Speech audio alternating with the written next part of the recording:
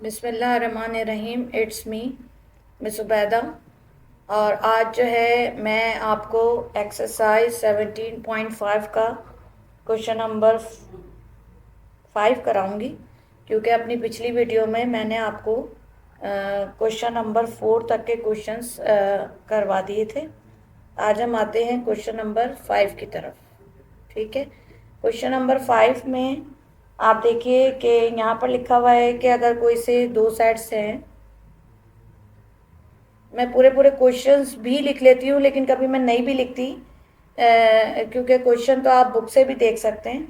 तो question number जो है आपके 5 में उन्होंने कहा है कि set A and set B जो है आपका, इसमें उन्होंने कहा है कि इफ़, अब ये इन्होंने इस तरह लिखा हुआ है। इसका मतलब है कि ऑर्डर पेयर जो है सेट ए में के जो हैं वो 3 हैं, और बी में जो हैं वो आपके पास है 4। ठीक है, अब वो ये कह रहा है कि इसमें आप ये बताएं कि ऑल बाइनरी रिलेशन आप बता दीजिए।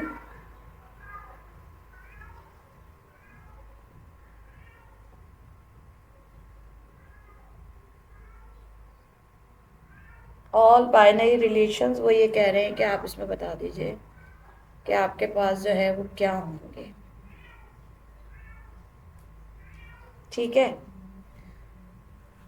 अब बात यह है कि मैं अपनी प्रीवियस वीडियो में जब मैंने आपको बाइनरी रिलेशन सिखाया था, तो उसमें मैंने आपको सिखाया था कि इसके लिए आप बिल्कुल पावर सेट की तरह, अगर आपको पावर सेट याद हो तो पावर सेट की तरह आप क्या करते हैं, देखें, n की 2 to power n, जो कि आप पावर सेट में क्या करते थे, बिल्कुल इसी तरह आप यहाँ पर भी नंबर ऑफ एलिमेंट्स यहाँ लिख देंगे। तो आपके पास जो है, आपको पता चल जाएगा कि आपके पास जो है वो कितने यहाँ पर बाइनरी रिलेशंस बनेंगे। फॉर एग्जांपल, अगर हम सेट ए लेते हैं और उसमें हमारे पास होता 1 2 3, और हम ले लेते सेट बी, उसमें हम ले लेते 4 5 6 और 7। ठीक है ना, तो 3, अब आप ऑब्वियसली जब आप बनाते हैं तो आप यहाँ से 1 फिर 5 फिर 6 और फिर 7 यहाँ से इस तरह लेते हैं। ठीक है ना, तो यानी कि हर एलिमेंट के आपने 4 बनाने हैं ना आपने। इसी तरह इसके भी आप 4 बनाएंगे, इसके भी आप 4 बनाएंगे। ठीक है ना, तो हम डायरेक्टली क्या करते हैं, 4 3 12 ले लेते हैं। तो जो हमारे पास इसके सेट ए के और सेट बी के जो एलिमेंट्स आएंगे वो हमारे पास आएंगे 12। तो इसके जो नंबर ऑफ ऑल यानी बाइनरी रिलेशन जितने बनेंगे, यानी रिलेशन 1 रिलेशन 2 इस तरह करके जो मैंने आपको सिखाया था बनाते हैं, तो यहाँ पर नंबर ऑफ एलिमेंट्स की जगह हम क्या लिख देंगे, 12। फिर इस 2 को इतने 12 टाइम हम मल्टीप्लाई करेंगे, तो जो भी हमारे पास आंसर होगा वो हमारा होगा ऑल बाइनरी रिलेशंस बनेंगे इसके, अगर हमारे पास सेट ए में 3 हैं और सेट बी में 4 एलिमेंट्स हैं या ऑर्डर्ड पेयर्स हैं। ठीक है, तो ये इस तरह से है। यहाँ पे आप सिंपली आपने क्या करना है कि जो पावर सेट में आपका फॉर्मूला होता है ना, वो रख के आपने इसको जो है इसके नंबर्स मालूम कर लेंगे। ठीक है, आगे चलते हैं। यहाँ पर है हमारे पास क्या आ रहा है, अब आएगा क्वेश्चन नंबर 6। क्वेश्चन नंबर 6 में हमारे पास क्या कह रहा है, वो ये कह रहा है कि right the following binary relations in tabular form. ठीक है ना, यानी A multiply A cross B, sorry A cross B जो है, इसके जो बाइनरी इससे यानी जितने आप इसको ए क्रॉस बी बनाएंगे मालूम करेंगे, तो उसको टेबुलर फॉर्म में जो है आपने इन टेबुलर फॉर्म आपने शो करना है। ठीक है, कैसे, जैसे फॉर एग्जांपल ए हमारे पास है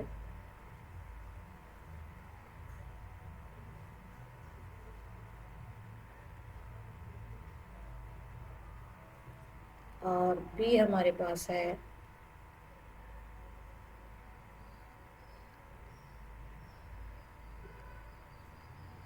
ठीक है। अब दैट आर द, अब उसने ये कहा कि जो ए है वो शामिल है उसमें सेट ए, और बी जो है उसमें शामिल है सेट बी, यानी जितने बी में है वो इस स्मॉल बी से शो हो रहे हैं। क्यों ऐसा क्यों कहा है उसने? क्योंकि इसने देखें यहाँ पर नीचे आपको पहला क्वेश्चन में सॉल्व कराऊंगी, उसमें लिखा हुआ था कि R1 रिलेशन में आपके पास है कोई सा set A B such that B is less than 5। ठीक है, अब इसको कैसे सॉल्व करेंगे? सेट ए जो है वो इसको स्मॉल लेटर से ए से रिप्रेजेंट किया है, सेट बी जो है वो स्मॉल लेटर से, यहाँ पे ये बी जो है सेट बी जो है उसको स्मॉल लेटर से रिप्रेजेंट किया है। फिर उसने कहा है कि बी जो है, अब जितने हम इसके रिलेशन बनाएंगे ना, उस रिलेशन को बनाने के बाद हम उसमें लेस देन बी के रिलेशन लिख देंगे, तो हमें इसके रिलेशन लाजमी बनाने पड़ेंगे। ठीक है, फिर उसको इन टेबुलर फॉर्म, ये क्या है सेट बिल्डर फॉर्म में लिखा हुआ है, इसके बाद इसको जो है टेबुलर फॉर्म में लिखेंगे। अब पहले हम बनाते हैं इसके रिलेशन, क्योंकि इसके बगैर जो है सवाल अच्छे से ना तो समझ में आएगा ना सॉल्व होगा अगर हम डायरेक्टली लिख देंगे तो बनाते हैं फिर हम इसके रिलेशन आ रहे हैं हमारे पास।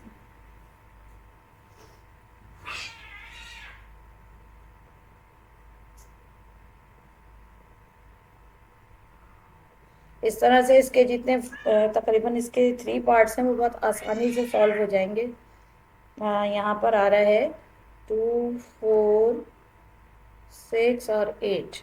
ठीक है, अब ए क्रॉस बी बनाना शुरू करें तो आपके पास आता है 0, 2।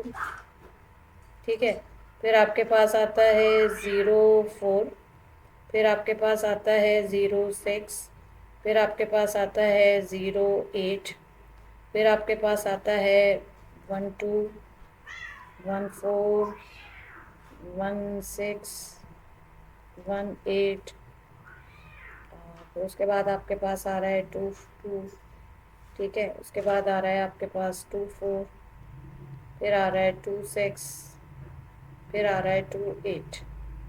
ठीक है, उसके बाद आपके पास आ रहा है लास्ट हमारा आएगा 3, 2, फिर आएगा 3, 4, फिर उसके बाद आ रहा है 3, 6। ठीक है, फिर आपके पास आ रहा है 3, 8। ठीक है, अब हम अपने क्वेश्चन नंबर 1 की तरफ दोबारा जाएंगे। यहाँ पर जो है b इज़ लेस देन 5 आ रहा है, तो जितने रिलेशंस आएंगे b इज़ लेस देन 5 के आएंगे। ठीक है, यानी ये हमारे पास जो है ये डोमेन होता है और ये रेंज होता है। ठीक है, तो जब हम इसके रिलेशंस बनाते हैं तो उसमें ये डोमेन और रेंज चला जाता है। तो अब आप देखिए कि इसमें क्या क्या आएगा। b लेस देन 5 में क्या क्या आ रहा है हमारे पास आएगा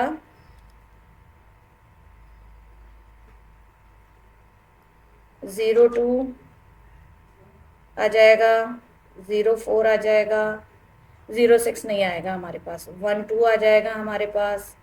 ठीक है ना, 1, 4 आ जाएगा हमारे पास, लेकिन 1, 6 नहीं आएगा क्योंकि लेस देन 5 लिखा हुआ है। ठीक है, इसी तरह हमारे पास 2, 6 भी नहीं आएगा, 2, 2 आ जाएगा हमारे पास, 2, 4 आ जाएगा हमारे पास। ठीक है, इसी तरह हमारे पास 3, 6 नहीं आएगा, 3, 8 नहीं आएगा, बल्कि हमारे पास क्या आ जाएगा 3, 2 आ जाएगा हमारे पास, और हमारे पास आ जाएगा 3, 4।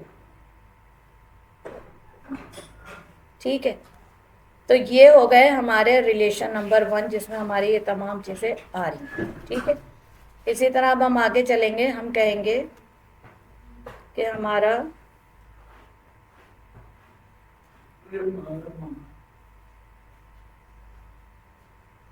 R2 क्या आ रहा है। R2 पे हमारे पास आ रहा है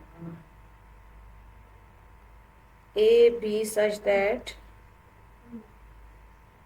a plus B is equal to 9। ठीक है, अब दोबारा से रिलेशन की तरफ जाएंगे तो अगर हम ये देखेंगे कि हमारे पास यहाँ पर कौन कौन सी वैल्यूज़ हैं जिनको प्लस करके 9 आता है। 0 2 प्लस करके, ज़ाहिर है ये ए है ये बी है, ठीक है ना। तो यहाँ पर हमें क्या लाना है, 9 लाना है। देखें ए प्लस बी, सेकेंड क्वेश्चन है हमारा, ये सेकंड क्वेश्चन है। तो अब क्या आ रहा है, अब देखते हैं।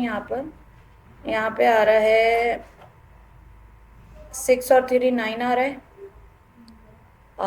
है। और भी देख लें अगर कोई 9 आ रहा हो। यहाँ पे देखें, यहाँ पे जो ऑल रिलेशंस हमारे यहाँ, यही ऑल रिलेशंस थे। 6 और 3 9 आ रहा है, और तो कोई भी नहीं आ रहा कि जिसमें हमें प्लस करने के बाद 9 आ जाए हमारे पास। ये आ रहा है ए 1 और 8 9 आ रहा है। तो यहाँ पे हम लिखेंगे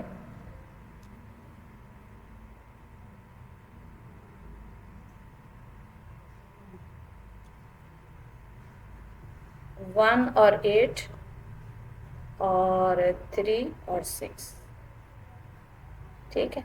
तो ये वो दो रिलेशन है, ये टेबुलर फॉर्म में लिख रहे हैं हम। ये उन्होंने हमें सेट बिल्डर फॉर्म में दिया हुआ है, ये हमने टेबुलर फॉर्म में लिखा है, ठीक है। इसी तरह हमारे पास आ गया 3 क्वेश्चन। इसका 3 क्वेश्चन में हमारे पास है R3 में हमारे पास आ रहा है ए और ये बी, ठीक है। तो इसके लिए such that A minus B is equal to 1, ठीक है। इसमें क्या है, इसमें ऐसा है कि आप कोई सा रिलेशन हमने ये देखने हैं जिसमें हमारे पास 1 आ जाए, ठीक है ना। तो अगर हम 1 में से यानी कि 1 -2 करते हैं तो -1 आता है, ठीक है ना। तो ये तो नहीं हो सकता। और 3 में से -4 करते हैं तब भी -1 आता है। तो 3 में से अगर 2 माइनस करेंगे तो 1 आ जाएगा, ठीक है। तो हम लेंगे ये वाला रिलेशन 3 और 2 का। तो यहाँ पे आएगा हमारे पास R3 को हमने ये लिखा 3 और 2, ठीक है जी। तो ये हमारे पास क्या हो जाएगा, ये हो जाएगा हमारा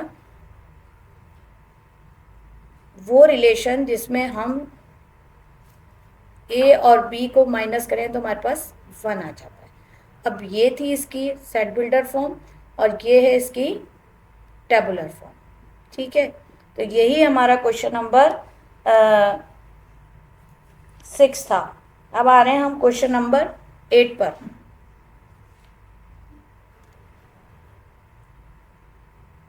क्वेश्चन नंबर 8 में हमारे पास आ रहा है कि एक्स वाई को आपने रिप्रेजेंट करना है किससे, होल नंबर से, ठीक है। होल नंबर से रिप्रेजेंट कर दें, और उसके बाद इस फाइंड करें डोमेन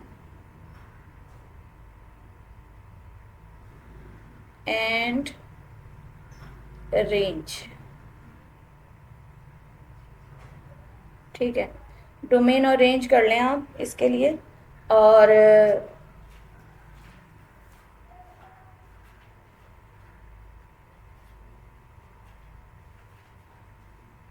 क्वेश्चन क्या है, क्यों मालूम करना है, तो लिखा हुआ सच दैट, अब ये आएगा 3x + y is equal to 11, ठीक है। अब यहाँ पर आपने अगर x की वैल्यू आप इस तरह लेते हैं, यानी कि 0 ले लें, 1 ले लें, 2 ले लें, 3 ले लें, ठीक है ना, तो y की वैल्यू क्या होगी, ये इस तरह से है, ठीक है ना।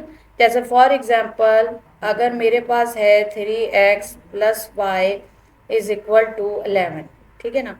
तो अब मैं 3 की जगह यहाँ पे 0 अगर इसकी जगह ले लूँ तो मेरे पास क्या वैल्यू आ जाएगी, 11 आ जाएगी, ठीक है ना। तो यहाँ पर जब मैंने 0 लिया तो मेरे पास क्या आई, वैल्यू आई 11 है, ठीक है। इसी तरह अगर मैं यहाँ पर 3x + y 3x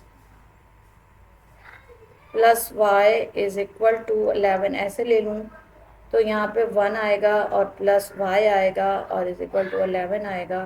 तो ये आएगा, तो ये 11 हो गया, then y is equal to 11 - 3, तो ये आ जाएगा 8, ठीक है। यानी आपने अगर इसकी वैल्यू 1 ली है तो आपके पास क्या आ गया,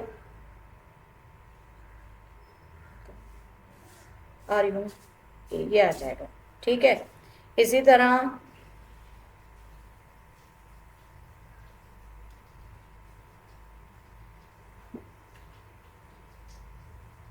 3x plus Y is equal to 11।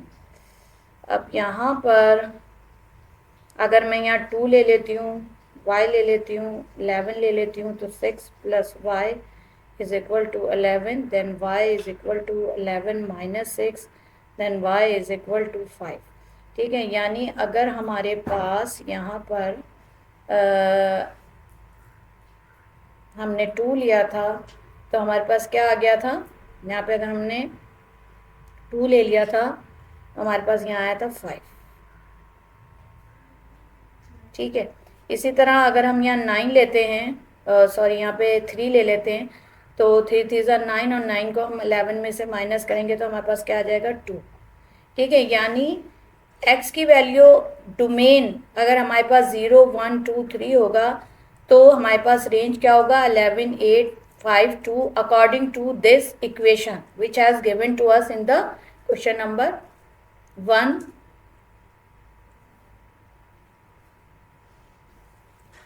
यहाँ पे देखिए सेकंड क्वेश्चन में दूसरी इक्वेशन दे दी गई है, तो सेकंड क्वेश्चन में दूसरी इक्वेशन है तो उसमें क्या कर लेंगे आप कि जैसे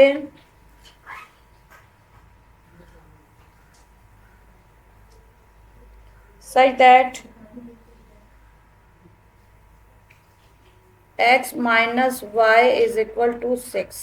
ठीक है, अब वही वाली बात हो गई कि उन्होंने क्या कहा था कि आपके पास एक्स वाई जो है वो होल नंबर के बराबर है। ठीक है ना, तो अब x माइनस वाई में अगर आप x की वैल्यू 0 ले रहे हैं, minus Y is equal to 6, then minus Y is equal to 6 हो गया, या y is equal to minus 6 हो गया। ठीक है ना, या आप 0 ना लें, कुछ और ले लें। 0 तो हम उस इक्वेशन में ले चुके हैं ना, यहाँ पे हम 1 ले लेते हैं।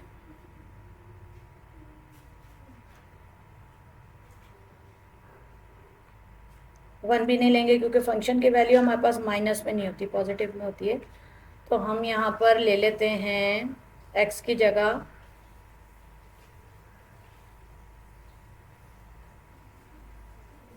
7 ले लेते हैं। ठीक है, 7 लेने से क्या हुआ कि ये हमारे पास उधर गया, माइनस 7 हुआ, यहाँ माइनस वाई था हमारे पास, तो ये क्या आ गया,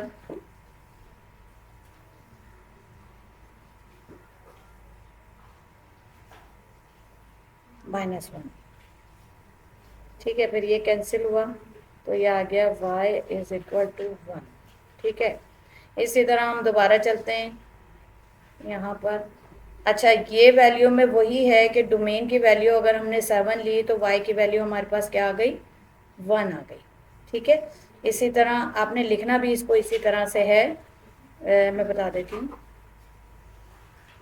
कि जब आप लिखना शुरू करें अपने आंसर को तो आप इस तरह से लिखिएगा कि डोमेन जो है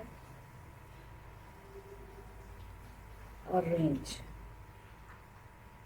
आपने क्या करना है कि अगर हमने यहाँ पर x हमने लिया था, फर्स्ट वैल्यू अगर 7 ली थी तो सेकंड वैल्यू हमारे पास 1 आ रही थी। ठीक है, इसी तरह आप x minus Y is equal to 6 में दूसरी वैल्यू लिख लीजिए, x minus Y is equal to 6। अब यहाँ पे आप 8 ले लीजिए, 8y is equal to 6, then minus Y is equal to 6 minus 8, then minus Y is equal to -2।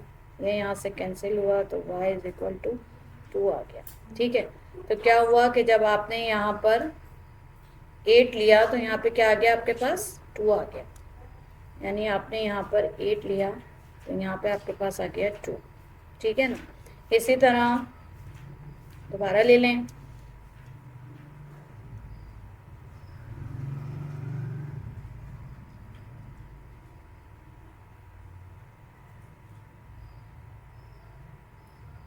अब अगर यहाँ पर आप ले रहे हैं 9, तो minus Y is equal to 6 minus 9, then minus Y is equal to -3, ये से यहाँ से कैंसिल हुआ तो ये आ गया 3। ठीक है, अब आपने अगर 3 लिया है तो वहाँ पर क्या आ गया आपके पास 9 आ गया। यहाँ पे आपने क्या लिया था, डोमेन 3 लिया था तो आपके पास क्या आ गया था 9। दोबारा देख लेते हैं। अच्छा नहीं, यहाँ पे 3 आया था, सॉरी।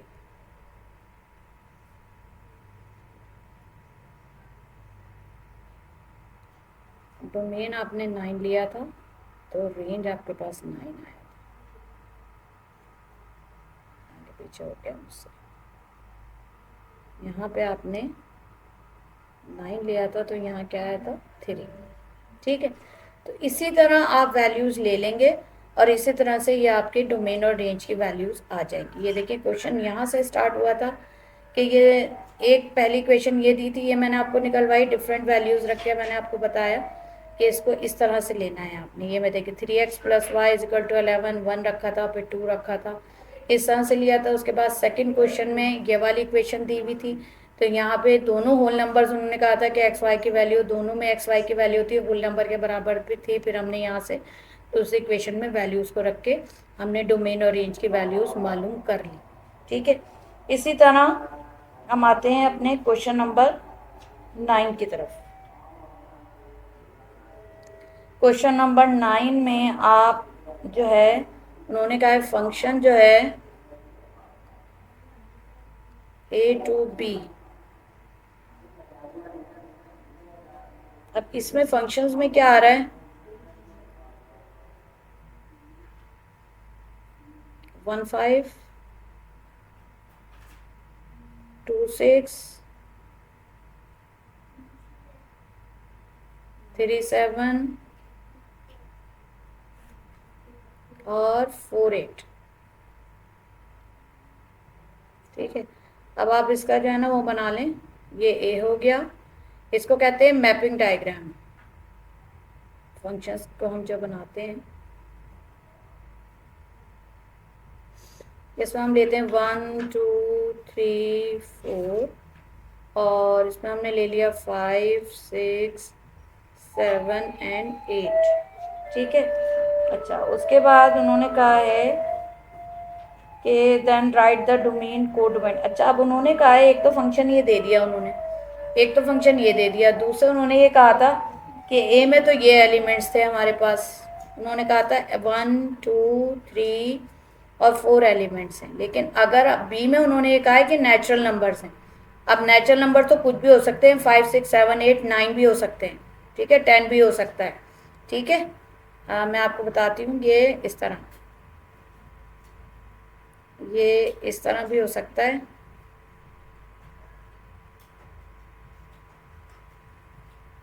कि डोमेन और को डोमेन क्या है इसको बताना है ना आपको, तो ये आगे भी हो सकते हैं, 10 भी हो सकता है, क्योंकि उन्होंने कहा है तमाम पॉसिबल जो है ना आपके नेचुरल नंबर्स इसमें आएंगे। अब आपने क्या करा, पहले तो फंक्शन के मुताबिक किया, 1 से 5 हो गया, 2 6 हो गया, 3 7 हो गया, 4 8 हो गया। ठीक है ना, तो ये तो तमाम आपके हो गए डोमेन। आपको पता है डोमेन जो है वो